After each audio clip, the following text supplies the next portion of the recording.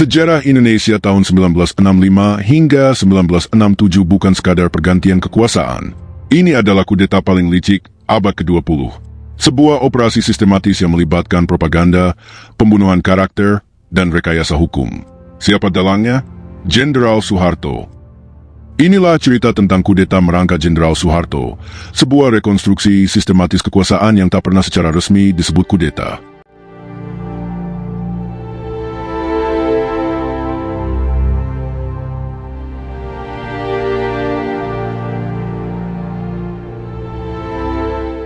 Sejarah tidak selalu ditulis oleh mereka yang benar.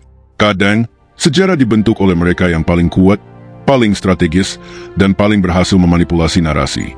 Begitulah yang terjadi pasca peristiwa 1 Oktober 1965, ketika Jenderal Soeharto perlahan tapi pasti menggeser kekuasaan dari Presiden Soekarno dan menancapkan kukunya dalam sejarah Indonesia selama lebih dari 3 dekade. Ini bukan sekadar pergantian rezim.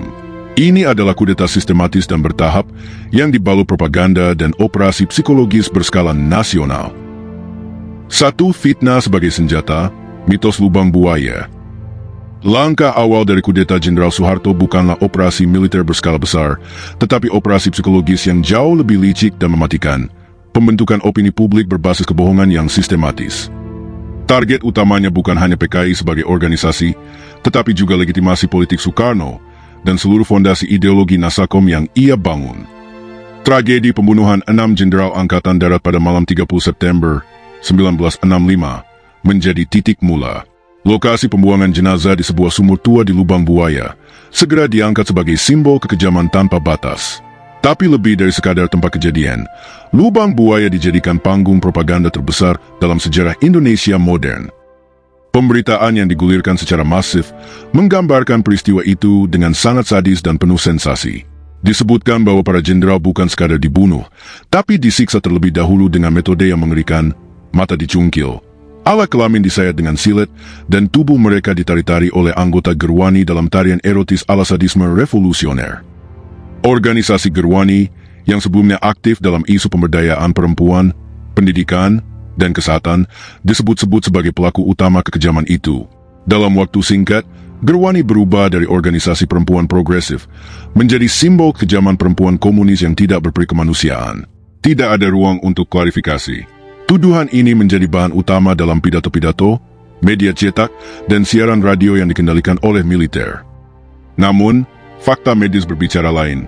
Hasil otopsi yang dilakukan oleh tim dokter dari RSPD Gatot Subroto menunjukkan bahwa tidak ditemukan bekas penyiksaan pada tubuh para jenderal.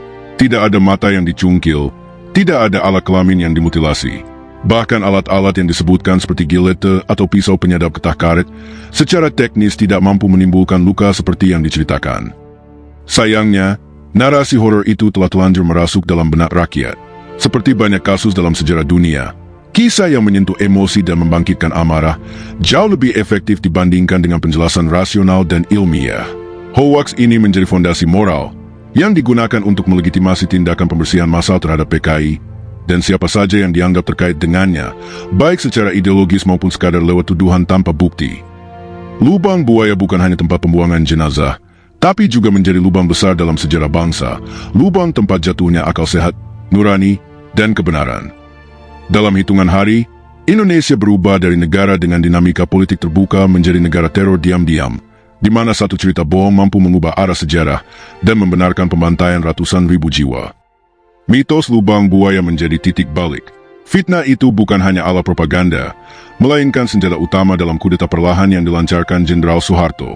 Di balik air mata keluarga jenderal yang gugur, ada air mata lebih banyak yang tidak sempat ditangisi, air mata para tahanan, korban pembantaian, dan bangsa yang kehilangan kebebasan berpikir akibat satu rekayasa masif yang tidak pernah sepenuhnya dipertanggungjawabkan.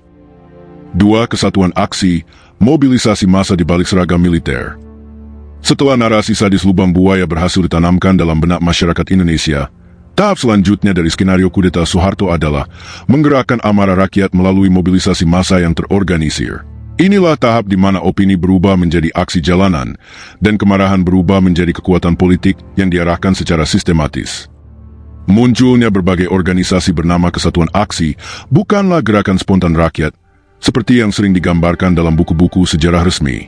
Justru, Kemunculannya sangat terstruktur dan beriringan dengan strategi militer dalam mengkonsolidasikan kekuasaan.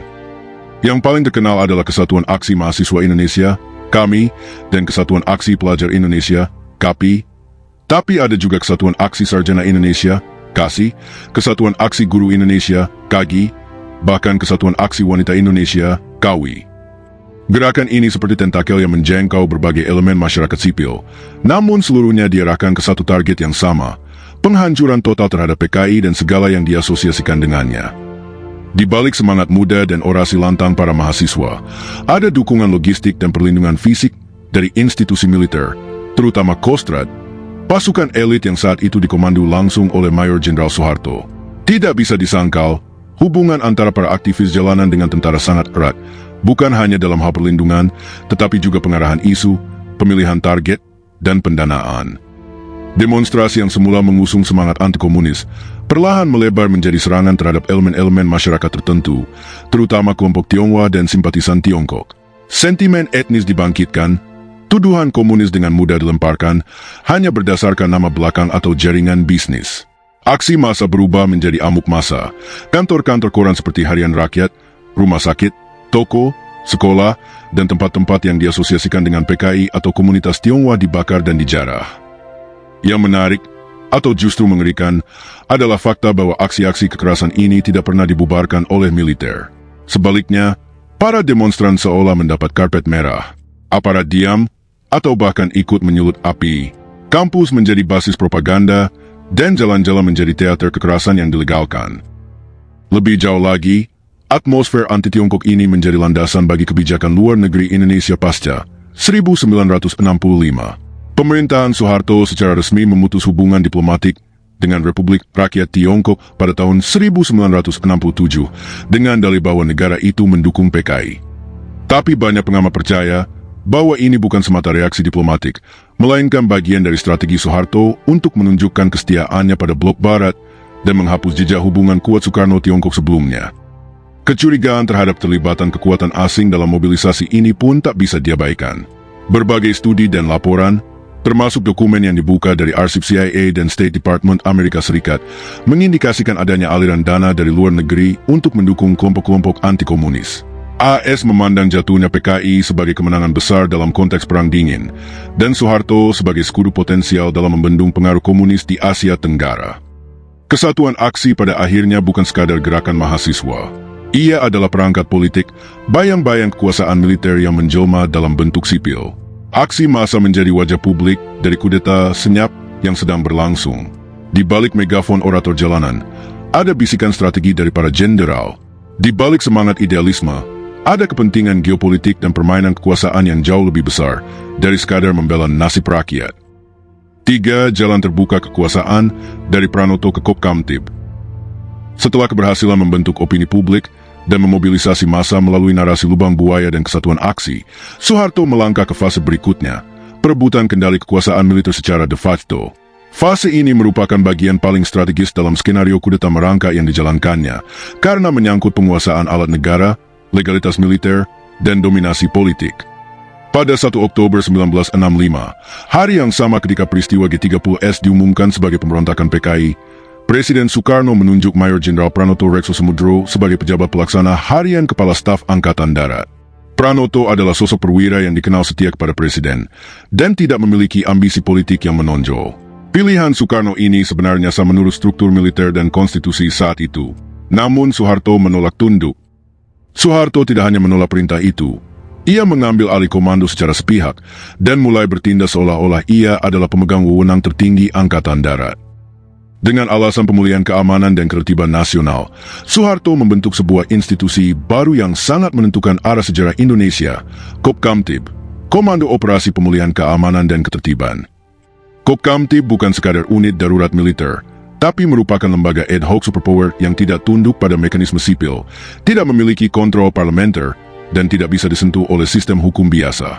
Dalam praktiknya, Kopkamtib menjadi alat paling efektif bagi Soeharto untuk melakukan represi sistematis terhadap siapapun yang dianggap musuh negara, definisi yang ia dan lingkarannya sendiri tentukan.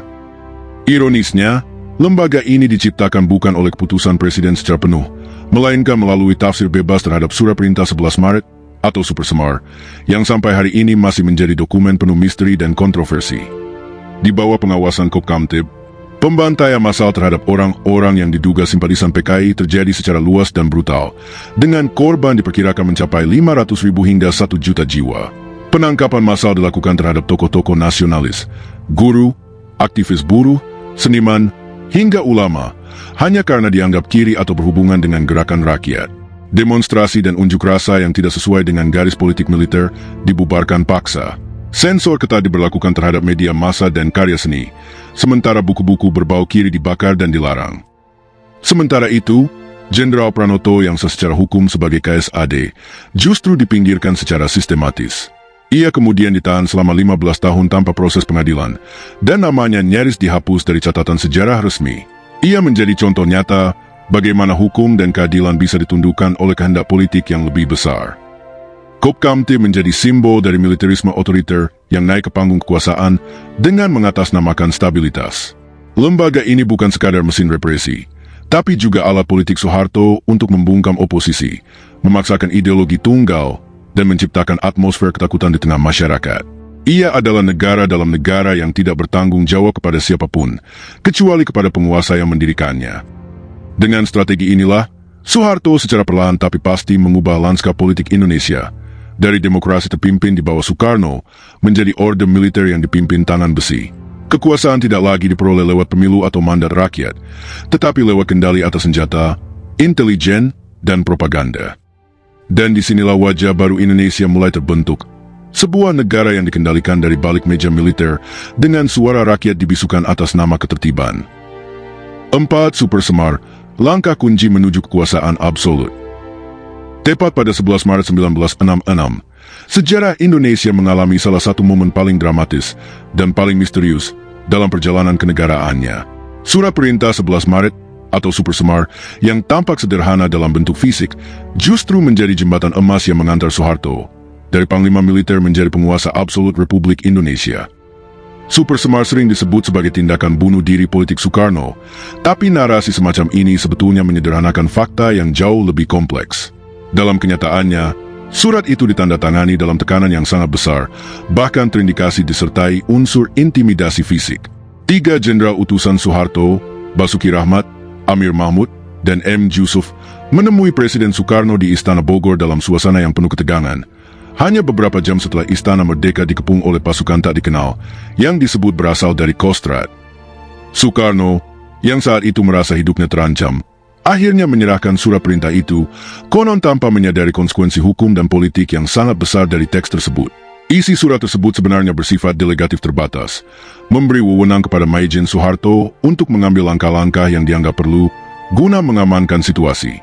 Namun dalam praktiknya, surat itu ditafsirkan secara sepihak oleh Soeharto sebagai mandat penuh untuk bertindak atas nama Presiden. Dalam 24 jam sejak penandatanganan, Soeharto mengambil langkah yang luar biasa radikal, membubarkan PKI, sebuah keputusan strategis yang secara hukum seharusnya menjadi hak prerogatif Presiden. Tidak ada konsultasi resmi dengan Soekarno, tidak ada diskusi kabinet, dan tidak ada dasar hukum yang sah selain tafsir atas Super Semar. Melumpuhkan kekuatan politik pro-Soekarno, termasuk memerintahkan penangkapan 15 menteri yang dianggap loyal kepada Presiden, di antaranya Subandrio dan Owe Choetat. Ini adalah sinyal terbuka bahwa Soeharto bukan hanya memusuhi PKI, tetapi juga ingin menghancurkan fondasi politik Soekarnoisme. Melakukan rekayasa besar-besaran di tubuh legislatif, baik di DPR maupun MPRS. Anggota parlemen yang dianggap kiri atau tidak mendukung Soeharto diganti secara sepihak, dan komposisi lembaga negara dirombak untuk memastikan loyalitas mutlak kepada kekuasaan militer yang baru. Super Semar menjadi semacam dekret tak langsung yang membuka jalan bagi konsolidasi kekuasaan Soeharto. Dari dokumen 1 halaman itulah, lahir rezim baru yang secara bertahap membungkam Soekarno dan menggantikan struktur demokrasi terpimpin menjadi otoritarianisme militer berselimut legalitas formal. Lebih dari sekadar dokumen, Super Semar adalah simbol keberhasilan kudeta merangkak. Ia bukan hanya kertas bertinta hitam putih, tapi sebuah perampasan wewenang secara halus tapi mematikan.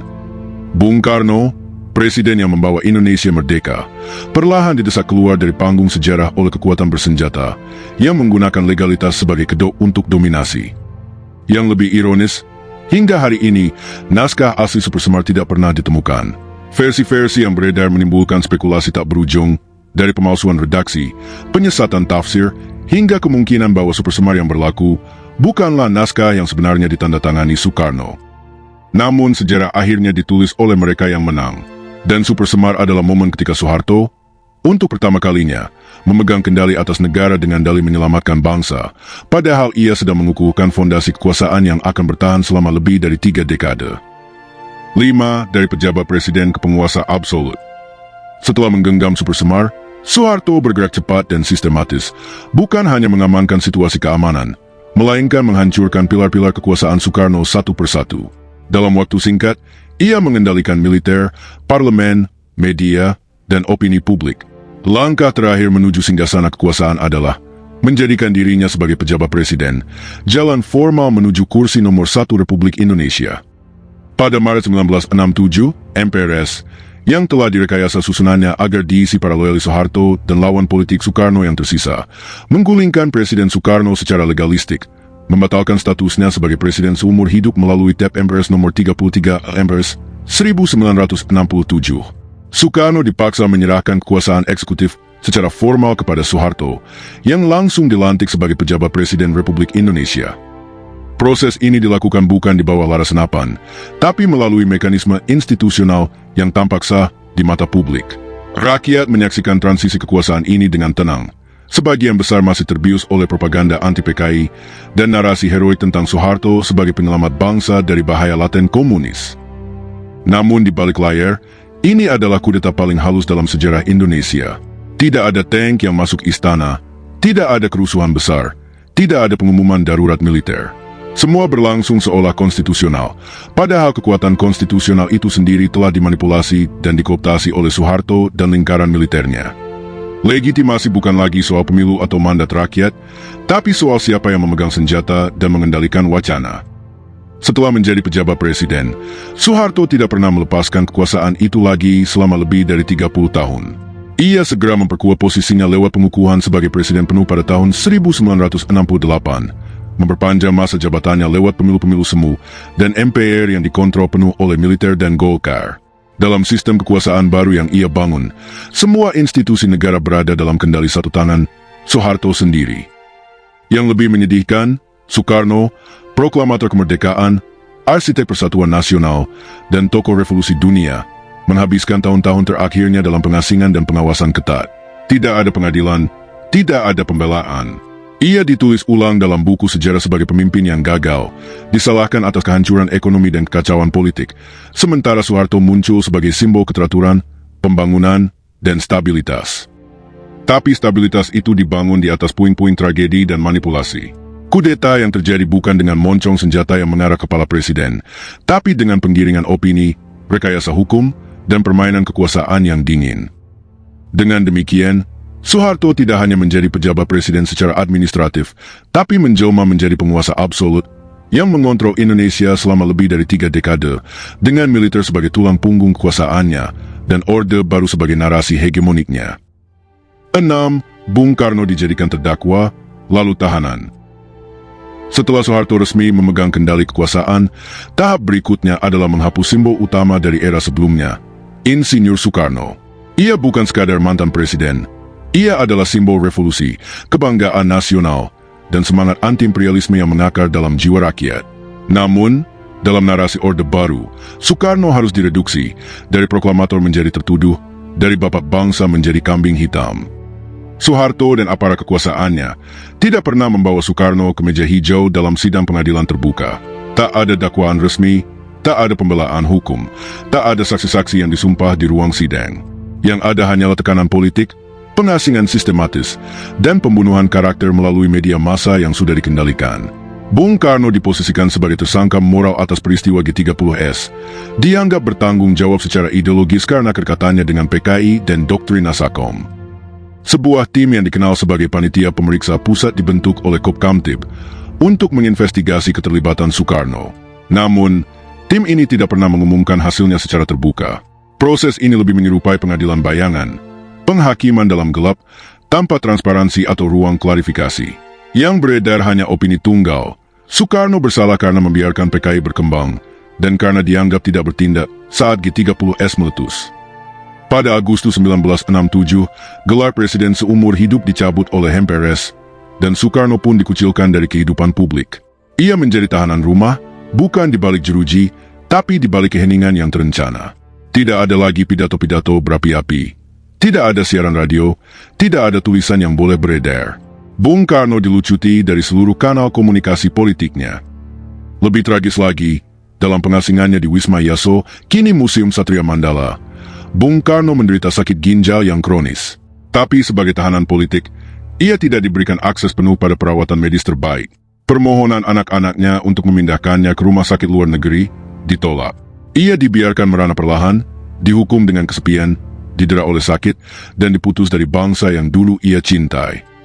Pada 21 Juni 1970, Bung Karno wafat dalam keadaan sakit, tersingkir, dan secara simbolik dikubur hidup-hidup oleh rezim yang ia bantu lahirkan melalui Super Semar. Pemakamannya pun berlangsung tanpa prosesi kenegaraan yang layak bagi pendiri bangsa. Ia tidak dimakamkan di Taman Makam Pahlawan Kalibata, tapi di Blitar, jauh dari pusat kekuasaan yang dulu ia pimpin. Bahkan kematiannya pun dikelola agar tak menimbulkan gelombang simpati besar. Soeharto berhasil membingkai sejarah. Soekarno adalah masa lalu yang gagal, Orde Baru adalah masa depan yang tertib.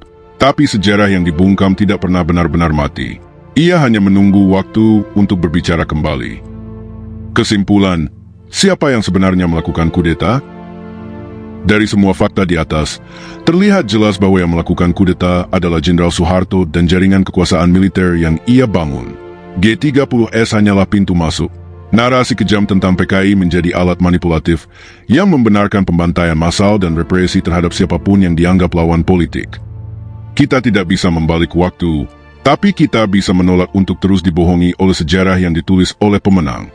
Saatnya generasi hari ini meninjau ulang sejarah Indonesia dengan mata yang jernih dan nalar yang kritis. Karena hanya dengan memahami masa lalu dengan benar, kita bisa menjaga masa depan dari pengulangan tragedi yang sama. Jika Anda merasa sejarah ini penting untuk diketahui lebih luas, klik like, share ke teman-teman Anda, dan subscribe untuk narasi-narasi lain yang membuka tabir sejarah Indonesia. Sampai jumpa di video berikutnya.